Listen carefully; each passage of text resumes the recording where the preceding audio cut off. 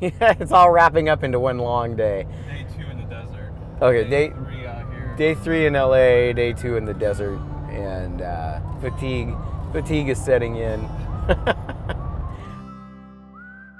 To keep up with the changing landscape of the cannabis industry, Warehouse Agency has invited professionals on the front lines to have unfiltered conversations about how to achieve and sustain profitability. Today, these industry leaders are sharing techniques that they themselves have tested in the field, as well as the crushing failures they've faced along the way.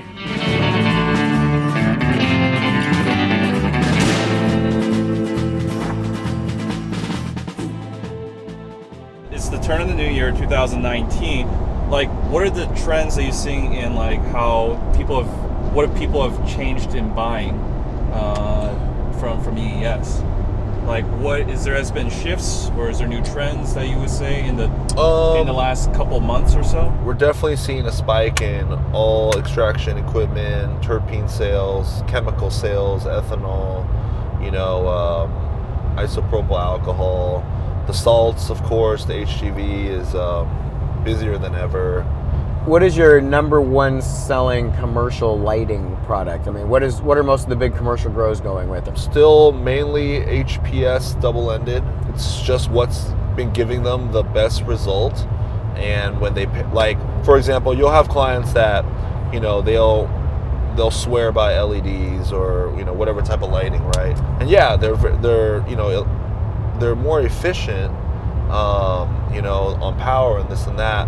But when you add in everything in the equation with the yield, with the, HVAC and how everything's running at once, most clients still find that HPS with a, commercial nutritional product, still kind of get the best cost per pound, especially when they have their labor minimized and their problems out of the way, I don't know, what do you think? I agree. I mean, we run double-ended HPS in our facility because it gives us the most quality and yield and the best-looking flower. We do some mixed spectrum stuff, but 90% of our plants are under double-ended HPS. That's why we're sticking with it. Look, even if you switch your lighting and you look at all the specs and you take account for all the sales pitches that you get, they might be more efficient, but when you add it to all the other elements that you're dealing with genetics, with your humidification, your temperature, your irrigation, like once you mix it all together, you're still going to have to spend a lot of time dialing in everything to make it a perfect growing environment. The other thing is, what do you get a commercial 1,000-watt DE fixture for nowadays? They're cheap. So when you're putting in a 1,000-light facility, what do you think the cost difference is between doing 1,000 DEs or 1,000 LEDs? It's about 4 to 5 times as much just for the lights. Yeah.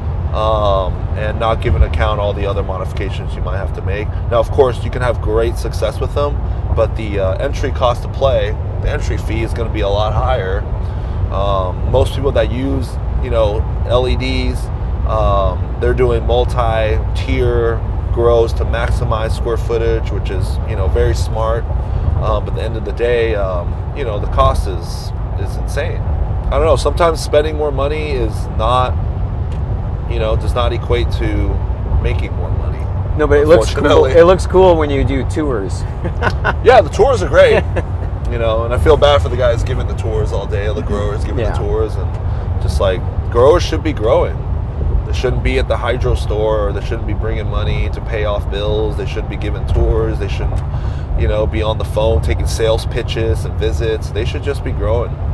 Because that's what they're paid to do, and the more they pay attention to their garden, like the better the results are going to be, no matter what, like just with anything else in life that you do.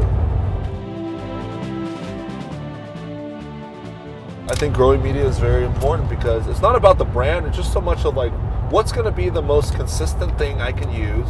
The industry standards right now are rock wool and coconut. And then you still have people that are trying to move into giant facilities and they want to do other medias that are a lot more difficult, a lot more costly, but it's what they're used to growing in, so they want to force what they're used to they want to force fit it into a new facility instead of embracing what more and more of the successful commercial growers are doing. So I still get guys asking me about growing in soil, and if you're doing a full indoor grow, there's really no reason to move in 25-gallon soil pots into an indoor grow when you can accomplish really more yield because you shorten your veg time so much. You get more turns a year out of the room. Growing in very small, like 6x6x6 rock wool blocks or 1 or 2 gallon open top bags is plenty of medium. And then with the shorter veg times, you're getting more turns a year out of the room, which is more profitable than growing larger plants in giant containers.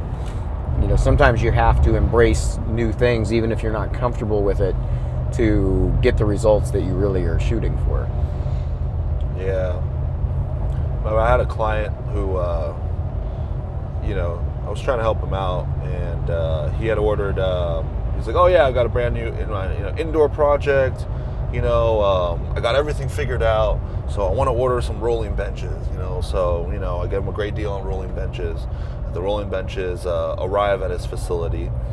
He calls me freaking out. He goes, "Hey man, I don't know how to put these together." And I'm like, "Okay, well there's instructions." And then he calls like, "No, it's missing this and that." So I sent my guys over. It was only a couple blocks away from my shop. I sent my guys over. They call me back. They go, "Yeah, nothing's missing. We organized everything, but unfortunately, this guy had already started drilling holes into the tables, like by himself, because thinking that he was missing holes for the rivets, and so Nice. yeah, it was crazy. So then, I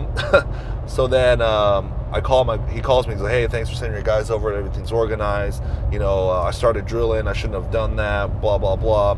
So then he puts the tables together finally by his system. He puts it together, and a week later he calls me, and he goes, "These tables aren't right." And I'm like, "Why?" He's like, "Well, they're not supporting the weight of my plants." And I go, "Well, okay." So I make a trip over there, and he's got 10-gallon soil pots, boom, on these tables, that like even a greenhouse wouldn't have this stuff on.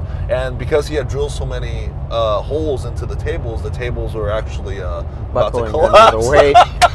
So water weighs 8.2 pounds a gallon, and you figure in a 10-gallon pot of soil, it's probably 40 or 50 pounds. Yeah. Multiply that by 1,000, and you get 50,000 pounds on a table that was meant to support 10,000 pounds. Right. It doesn't work out well. Some of the biggest indoor plants we ever grew were in 5-liter pots. Yeah.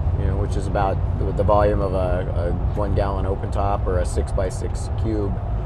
For an indoor grow, that's really all the medium you need. There's no reason to go to a larger container. Yeah, and you've grown tomatoes in the past. I've seen giant tomato plants come out of a 6x6x4 or 6x6x6 cube. Yeah, I used to put 4 tomato plants on a 3-foot slab. Start them in a 4-inch block, put them on a 3-foot slab, and then grow them for 50 weeks. And so I'd have tomato vines that were 40 to 50 feet long at the end of the 50 weeks. From a tiny cube. Or you Or have a 4 tiny plants slab, growing yeah. in a single slab, Yeah. and the volume of a 3-foot slab is 5 gallons.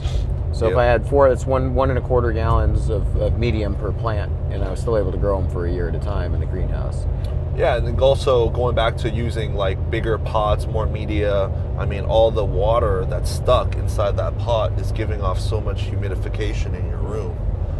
It's also causing PM issues and making you to increase the amount of fans, the size of fans you have, increase your air conditioning, increase the amount of dehumidifiers you have, taking up and eating up all your amperage. So end of the day, your amps are going towards all these other things and not really for the lighting, and that's gonna definitely hurt your quality and your yield. Hey, going back to the mediums real quick. Yesterday, they said that they were using some loose because when they were doing the transferring, it was somewhat easier. Did I catch that right? So yeah, their situation is they're taking their clones and they're planting them into a very small container to root it first, and then once they're established in those, they're transplanting them into a slightly larger container. And so the easiest way to do that and cleanest way would be to fill the pot they're transplanting into like half full, setting the smaller rooting medium that they were using into that, and then filling in around it. It's a little bit easier to transplant that way. Our method at our facility is we clone in a 1.5-inch rock wool block, It gets planted into a 4-inch coconut block that whole block gets set right on top of a 1 or 2 gallon open top bag. So we're not actually like handling medium or digging it out or pouring it out of bags or anything. The open tops and the 4 inches come already in their grow bag that we're going to grow the whole plant in. Yeah, and then we don't have to clean pots, which is a tremendous amount of labor. Yeah, every single facility, the way they do it is unique. You know, there's not one solution for a general problem because everything's different. So whatever worked for them, they're seeing success. The plants look great, so it's completely fine. You know. I got somebody who just placed an order and they're like, any chance I can pick that up today? I love it when people call me and go, hey, I just ran out of nutrients. Can I come by right now? It happens all the time. You must get calls from guys going, oh, I forgot to call you last week, man. Can you run me over some stuff? Yeah, of course, that happens all the time. Yeah. But usually it's surprising because even when you're doing like, you know, running a whole line that involves 8 different products, people seem to run out of something all the time, especially they're all in different size bottles. But then it's also surprising though when you give someone 2 bags and a pallet that they still call and go, hey, I ran out. I forgot to order my container Cultilead last month. You can drop one off today? That's what I did today. So some of the facilities we visited and these are potential new clients, were already running some sort of salt-based formulas. What are some complaints that they've had when you tell them, hey, we got salts and it's going to be great and it's simple, but they're already running it? So I think the biggest issue is that most of the other dry formulas that are out on the market are still way too separated in components. They're making you buy 4, 5, 6 different dry products to mix and blend at different times rather than just putting it all into the 2 components like we do. The materials that they're making their additives and things out of are not really soluble, and so people are seeing a lot of precipitation and fallout, and they're having to clean their reservoirs more frequently, or they're clogging their drip lines. And that is one complaint that we really haven't heard from anybody. When they dissolve our product at feed strength in water, they can't see it in the reservoir. They're not having any precipitation issues. They haven't clogged any emitters. And so that's really important when you have a $25,000, $30,000 fertigation system and the product you're running through it is clogging it and keeping it from functioning correctly. Nobody likes pushing drip emitters in. And when they clog and you got to replace them, it's a horrible job. Yeah. And everybody's racing for, I want the cheapest price per gallon. They're not adding the equation in of sometimes the cheapest price per gallon doesn't turn out to be the cheapest price in the long run.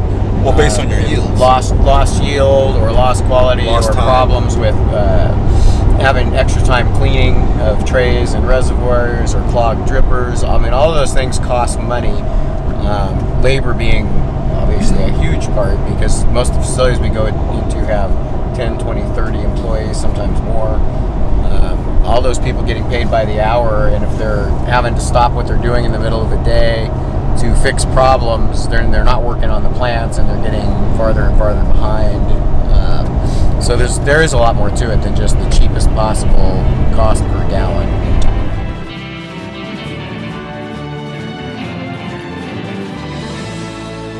Any last thoughts, Ron? I'm tired. And my voice is starting to go. So we got one more day. Any shout outs? Any shout outs? Shout outs, bro. Shout outs. Here's to my wife, Heather, the other half of this company. She puts up with me. When are you going to take her on vacation, Ron? As soon as you get the company jet, let me borrow it. Yeah. Well, I mean, it's hard to take a vacation because our clients don't take vacations. We're dealing with live organics 24 hours a day, 365 a year. Yeah. So, if we're out here taking lavish trips and time off. I am willing to sacrifice my personal vacations for the benefit of my customers. Yeah, how do we able to support our customers if we're not here? Thanks for watching. If you enjoyed this new type of content, please leave your thoughts in the comments below.